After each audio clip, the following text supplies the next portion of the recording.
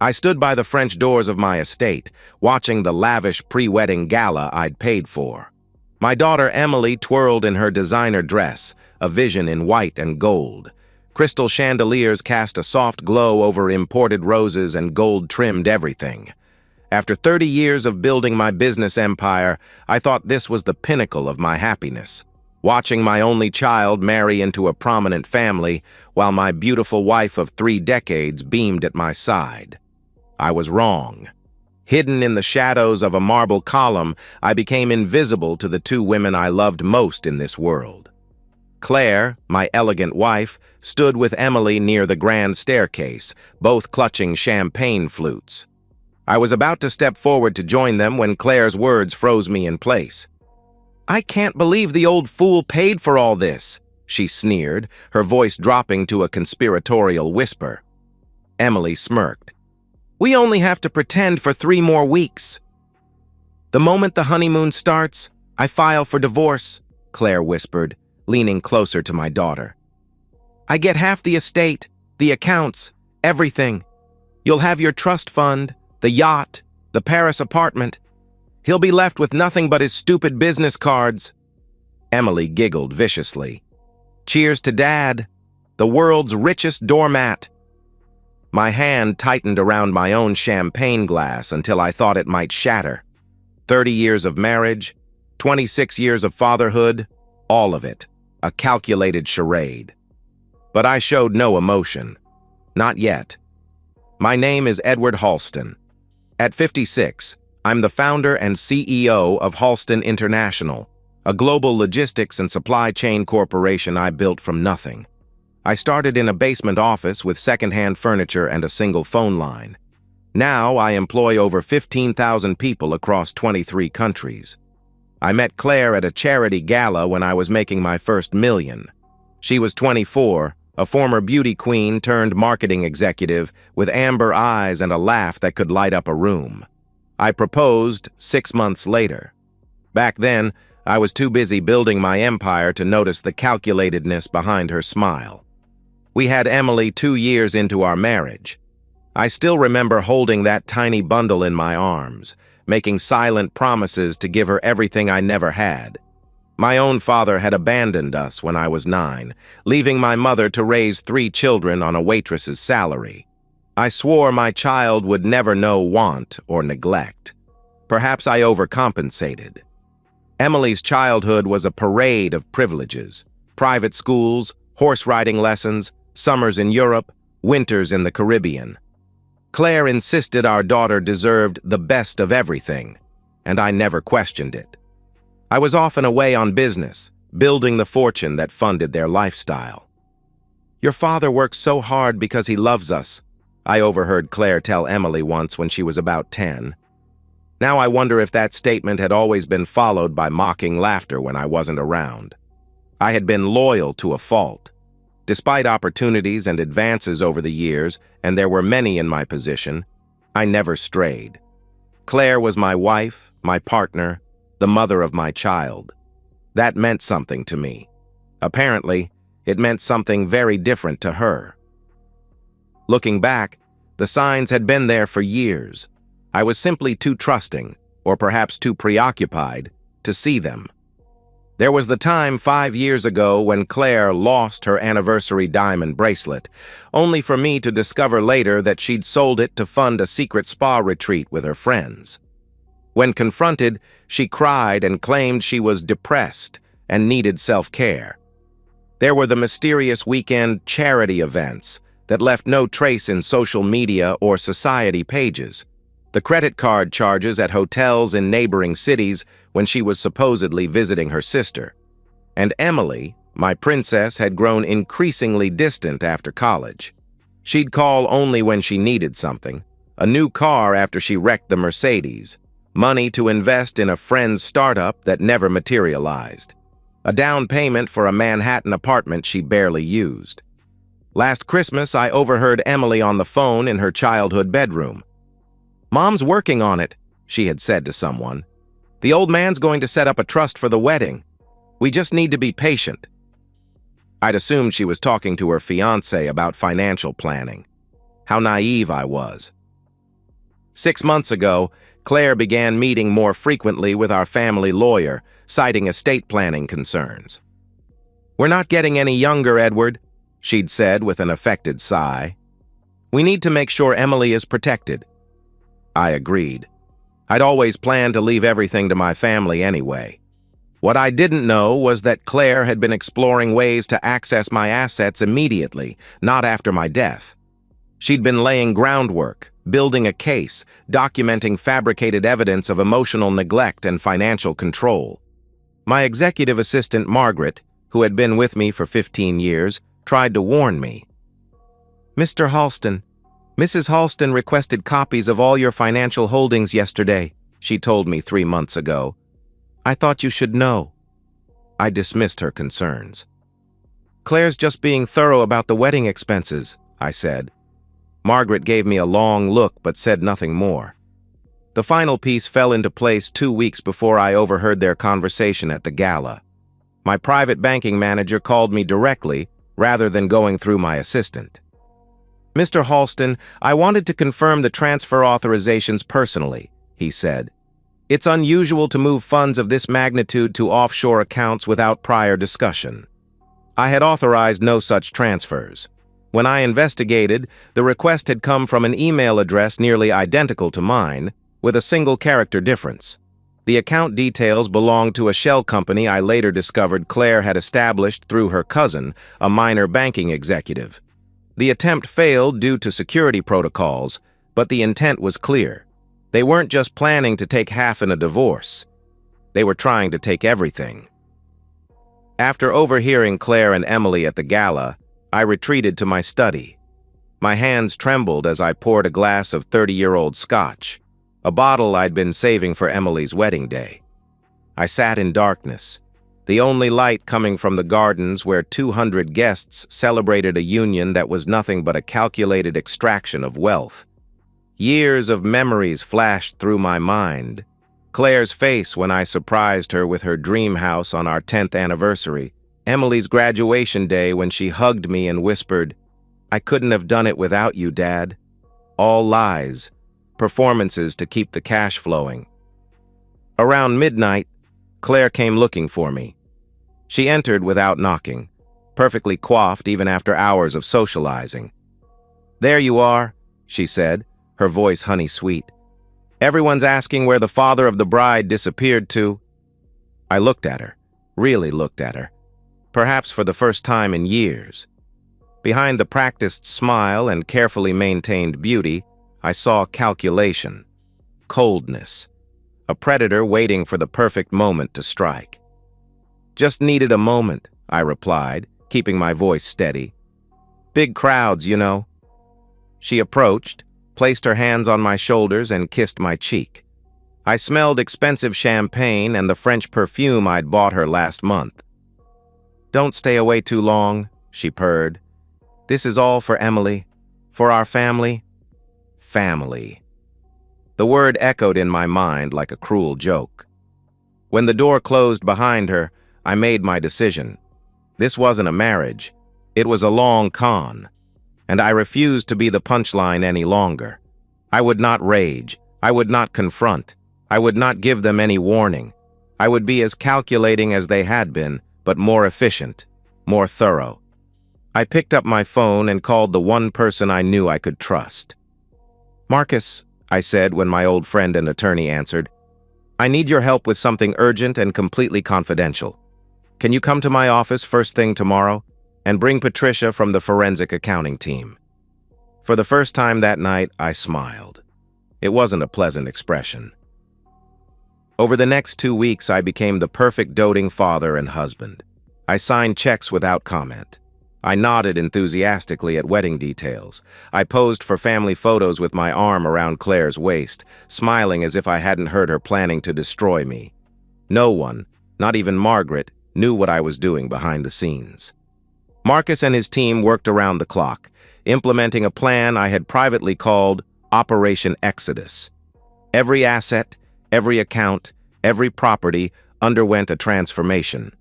The first step was securing what couldn't be hidden. I established an irrevocable charitable foundation, the Halston Family Foundation for Children's Education and Veterans Support. I transferred 75% of my wealth into it, with a board of trustees selected for their impeccable ethics and loyalty to me. Once the assets entered the foundation, they could never be retrieved through divorce proceedings or inheritance claims. Next came the business restructuring. I converted my ownership in Halston International into a complex web of voting and non-voting shares, beneficial interests, and management rights distributed among several entities. On paper, I owned almost nothing. In practice, I controlled everything. For the remaining liquid assets, Marcus created a series of legitimate offshore structures, the very thing Claire had attempted and failed to do clandestinely.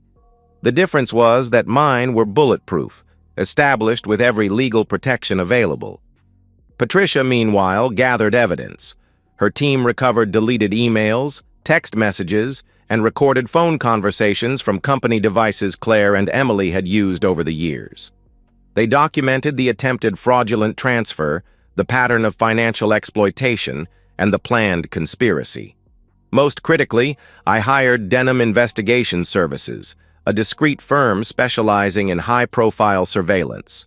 For 10 days, they documented Claire's meetings with her divorce attorney, recorded conversations between my wife and daughter discussing the plan, and, most devastatingly, captured evidence of Claire's long-running affair with Gerald Wilson, my former business partner, and one of the wedding's distinguished guests. While all this was happening, I amended my will with provisions that would activate if challenged. If either Claire or Emily contested anything, they would trigger clauses that would expose their conspiracy publicly and initiate criminal investigations. The final piece was the most difficult. Emily's fiancé, Thomas Blackwell, came from one of the city's oldest and most respected families. He seemed to genuinely love my daughter, and I had liked him from our first meeting. I debated whether to warn him, to show him what kind of woman he was marrying. 2 days before the wedding, I made my decision. I met Thomas for lunch, ostensibly to discuss a wedding surprise for Emily. "Thomas," I said carefully, "before you marry my daughter, there's something I need to ask you.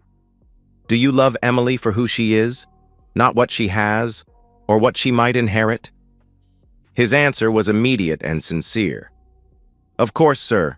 I'd marry Emily if she didn't have a penny to her name. Our family's wealth has nothing to do with our relationship." I nodded, studying him. He was either the best actor I'd ever met, or a decent young man about to make a terrible mistake. "Good," I replied, "because a true marriage is built on honesty and loyalty, not material things." I didn't warn him. Instead, I included him in my plan. Not as a conspirator, but as someone who deserved to know the truth at the same moment everyone else would. The stage was set. The trap was laid. Now, all that remained was the execution. The wedding day arrived sunny and clear, as if nature itself approved of my plan. 500 guests filled the cathedral, followed by a reception at the Blackwell family's historic estate. Celebrities, politicians, business leaders, everyone who mattered in our social circle had come to witness what the society pages were already calling the wedding of the decade. I played my part flawlessly. I walked Emily down the aisle, my face a mask of fatherly pride. I shook Thomas's hand firmly at the altar. I kissed Claire on the cheek as we took our seats in the front row. No one saw the small nod I gave to Marcus, seated 3 rows back. The ceremony proceeded without a hitch. Emily and Thomas exchanged vows that now struck me as particularly ironic coming from my daughter's lips. I promised to be faithful and honest. At the reception, I danced with my daughter for the traditional father-daughter dance. She leaned close, her smile dazzling for the photographers. "You really outdid yourself, Daddy," she whispered. "Your last big gift to me." I smiled back. "Indeed it is." As the dance ended, I squeezed her hand. "I'm so proud of the woman you've become," I told her. It wasn't entirely a lie. I was impressed by her commitment to the long con. She had learned from the best, after all. The reception dinner proceeded through its courses. Champagne flowed. Toasts were made. Claire kept glancing at her watch, no doubt counting down the hours until she could meet with her attorney to file divorce papers. Finally, the moment arrived for the father of the bride to give his toast. I approached the microphone, champagne glass in hand. The crowd hushed in anticipation. "Ladies and gentlemen," I began, my voice steady. "Family and friends, today is a momentous day, not just for Emily and Thomas, but for all of us who have watched these young people grow." I paused, scanning the room. Claire smiled encouragingly. Emily looked bored but maintained her camera-ready smile. "Before I give my blessing to this union, I have a special gift. A surprise, you might say, for my beloved family." I nodded to the technical staff. The lights dimmed, and the massive screens positioned around the ballroom flickered to life. What followed was 10 minutes of meticulously edited footage. Claire and Emily, in their own words, detailing their plan to strip me of everything. Claire with Gerald in intimate situations. Documentation of attempted financial fraud. Text messages between mother and daughter laughing about how they had manipulated me for years. The room fell silent except for gasps and whispers. I watched faces transform from confusion to shock to horror. Thomas's parents, paragons of old money dignity, sat rigid with disbelief. Thomas himself had gone pale, his eyes fixed on Emily with dawning comprehension. When the presentation ended, the lights came up. I stood calmly at the microphone, surveying the damage. Claire had risen halfway out of her seat, her face a mask of fury and fear. Emily sat frozen, her perfect makeup unable to hide her panic. "As of yesterday," I continued in the same pleasant tone, "every asset, every bank account, every trust, every property title has been legally and permanently moved beyond the reach of those who sought to take them through deception. The Halston family's resources will now serve children's education and veteran support, causes far more deserving than funding betrayal." I lifted my glass. "I'd like to propose a toast to truth, to consequences, to justice." Before anyone could react, uniformed officers and men in suits entered the ballroom from several doors. Marcus approached the microphone. "Ladies and gentlemen, I'm Marcus Winters, legal counsel for Mr. Halston and the newly established Halston Family Foundation. I regret to inform you that this reception must conclude early due to unforeseen legal matters. Those served with papers are requested to remain for processing. All other guests are free to depart." The officers moved directly to Claire, Emily, and Gerald, serving them with papers for fraud, conspiracy, and in Gerald's case, corporate espionage related to information Claire had stolen from my company for him. Thomas stood abruptly, removing his boutonniere and dropping it into his champagne glass. "The wedding is off," he announced, his voice carrying in the stunned silence. He looked directly at Emily. "I don't know who you are, but you're not the woman I thought I was marrying." His parents followed him as he strode from the room, their faces rigid with humiliation and anger. Claire finally found her voice.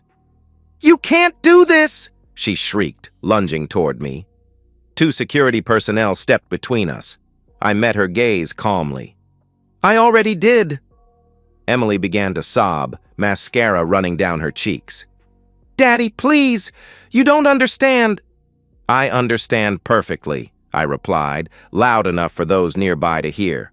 "I understand 30 years of lies. I understand a daughter who values yachts and apartments over her father's love. I understand completely now." I turned to the remaining guests. "I apologize for the disruption to what should have been a joyous occasion. Please know that any gifts you brought will be donated to charity, and the dinner you missed will be delivered to the downtown homeless shelter tonight." Then I walked out, leaving chaos behind me. Outside, my car waited. Not the Bentley Claire had insisted I buy last year, but the modest Audi I kept at the office. As I slid into the driver's seat, I felt lighter than I had in decades. It was done. The legal proceedings that followed were swift and brutal. Claire's carefully laid divorce plans crumbled when faced with the mountain of evidence against her. Instead of walking away with half my fortune, she faced charges of attempted fraud, forgery of my signature on multiple documents, and conspiracy. Her affair with Gerald became public knowledge when he attempted to claim she had shared my company's proprietary information under duress. The corporate espionage charges against him were particularly satisfying.